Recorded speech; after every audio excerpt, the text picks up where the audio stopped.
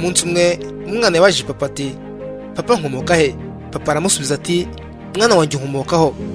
Umwana ati, wese kandi ukomoka he? Papa nawe ati, nkomoka kuri papa ari we sogokuru wawe. Umwana ati, sogokuru wese kandi akomoka he? Papa ati, akomoka kuri papa we ari we sogokuruza wawe. Umwana ati, sogokuruza wese kandi akomoka hehe? Papa ati, mwana wanjye buri umuntu wese agiye afite ahantu akomoka, aturwa uruhererekane barwita igisekuru. Icyo gihe nanjye nari aho ndeba, kuko nari mfite amatsiko menshi yo kumenya aho biherera, gusa naje kurambirwa ndataha, kuko nabonaga ibibazo bidashira. Amaherezo yabyo ntuyambaze, kuko natashye bitarangiye.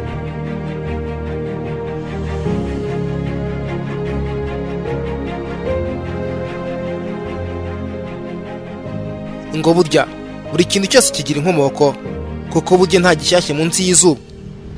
Ejo nahuye n'umukobwa tuziranye, murebye mbona asa bitandukanye nuko nari muzi. Nabonaga asa n'uwahindutse cyane, kuko mu isura ye hari hakeye cyane kuruta mbere. Iminwa ye yaratukuraga, mu gihe ku maso ye hiraburaga bitangaje. Amatsiko nari mfite ntiyagombaga gutuma ngenda ntamenye icyabaye, gusa naje kumenya ko yakoresheje ibisayidirasura, ibyo benshi bazi ku izina rya makeup. Kubera iki makeup? Ese imvano ya za makeup ni iyihe? Makeup se zaba zarahozeho? Ese makeup imarira iki isura y'umuntu? Ibi byose tugiye kubiganiraho muri iki kiganiro. Iyi ni B2B Outcomes, naho njyewe ndi Clement Murenzi. Mbahaye ikaze.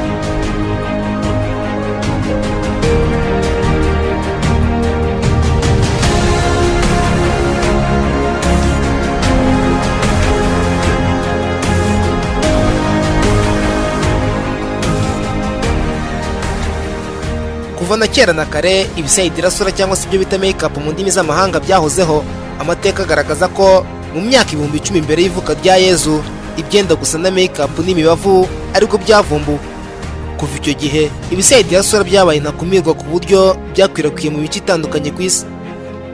Mu myaka 3000 mbere y'ivuka rya Yezu, abanyamisirikazi bacaga udusa n'uturongo tureture hejuru y'amaso yabo. Ubusanzwe bikorwa muri iyi myaka ya none, bakoreshaga ivu ry'ikimera bita almonds nyuma yo kugitwika n'umuriro watuye, hanyuma bakaryifashisha mu gukora amaso meza y'ikinyejana. Ayo maso kandi yabaga afitwe n'abifite. Ayo masura kandi akaba agaragara mu nyandiko zabo za kera zizwi nka hieroglyphics.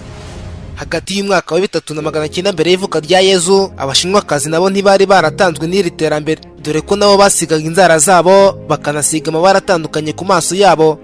Abakomokaga ibwami bakoreshaga ibikozwe muri zahabu na silver kugira ngo bagaragaze ko bakomoka ibwami nyine. Nyamara nubwo byabaga bimeze gutyo, abakene cyangwa se rubanda rugufi ntibabaga bemerewe gusiga inzara zabo cyangwa se guhindura amasura yabo, nyine kubera ko bari rubanda rugufi.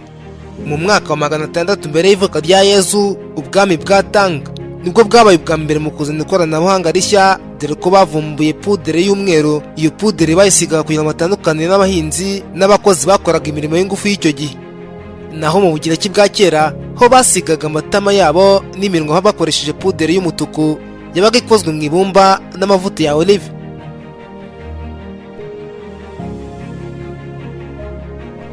Kuva mu mwaka w'igihumbi mbere y'ivuka rya Yezu kugeza na n'ubu, muri Mexico ibisayidirasura byabaye igikoresho cyifashishwa mu kwizihiza umunsi mukuru w'abapfuye, Dia de los Muertos, the Day of the Dead. Bivugwa ko ari umuco wakomotse mu gisekuru cya Aztecs. Abize amateka murabizi kuko icyo gihe mwiga mwabwiwe ibyawo.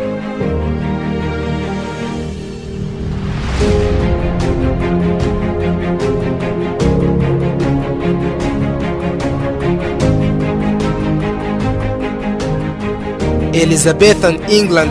Iki ni ikiragano cyahoze ari umwamikazi Elizabeth w'Ubwongereza hagati y'icya 558 n'icya 603. Ibisayidirasura naho byarakoreshwaga cyane, dore ko bakoreshaga icyitwa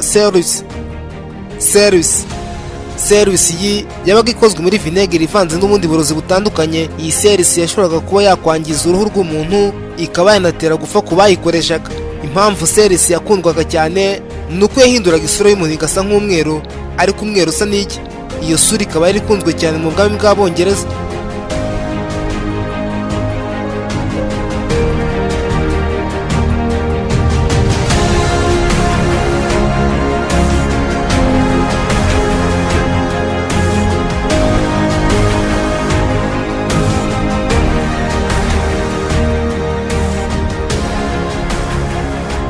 Ese ni iyihe mpamvu ituma ikiremwamuntu gikunda gukoresha ibisayidirasura, mbese make-up? Uyu munsi wa none umubare mwinshi w'igitsina gore ndetse n'umubare muto w'igitsina gabo bakoresha ibisayidirasura, ibyo bita make-up. Igisubizo gito cyakumvwa na buri umwe ni uko uwo ari we wese ukoresha make-up aba yifuza kugaragara neza.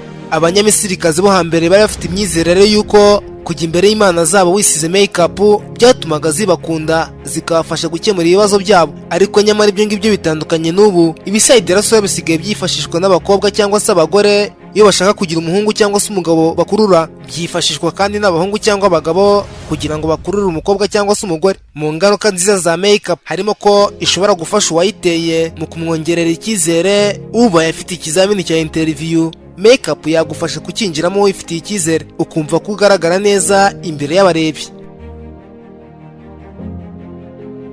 Nubwo bwose make-up ikunda gukoreshwa na benshi ikagaragaza isura neza y'umuntu, igira ingaruka mbi ku mubiri. Muri iyi si y'iterambere ya za Facebook, WhatsApp, Instagram ndetse n'izindi mbuga nkoranyambaga, aho umuntu ashobora gushyira amafoto, usanga buri wese aba arwana no kubanza kwishyiraho ka make-up mbere yo gufata agafoto kugira ngo ifoto ize kuza ikeye. Ibi ngibi usanga bikorwa kenshi ndetse bikanatera kwangirika kw'izindi nshingano.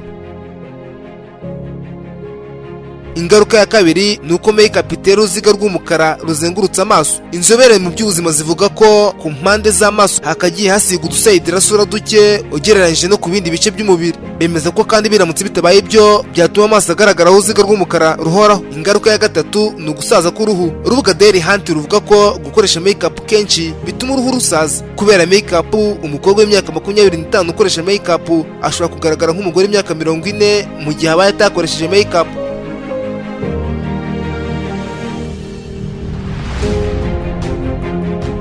Mu zindi ngaruka mbi ziterwa na make-up ni ukurwara umutwe udakira, kurwara uduheri twa hato na hato ku ruhu, kwangirika no gupfukagurika k'umusatsi, kwangirika kw'inzara bitewe no gutakaza ubudahangarwa bwazo, gukamuka k'uruhu biganisha ku gusatagurika, allergie y'uruhu, indwara z'ibihaha binyuze mu guhumeka umwuka wa za produits chimiques ndetse na kanseri.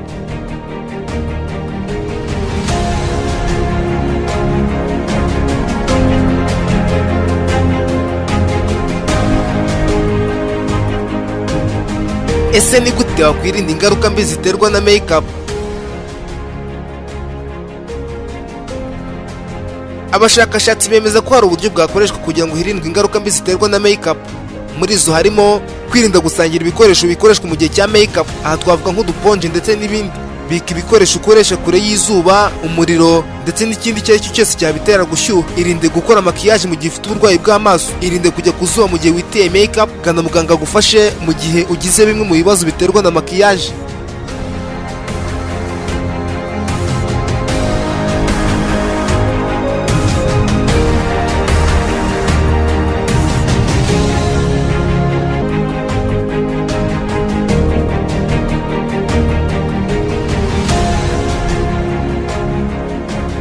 Naha dusoreje ikiganiro cyacu. Ndabashimiye kuba mwanije amatwi. Nitwa Clement Murenzi.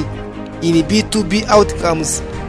Kora share na subscribe kugira ngo ujye ubasha kubona ibiganiro byacu.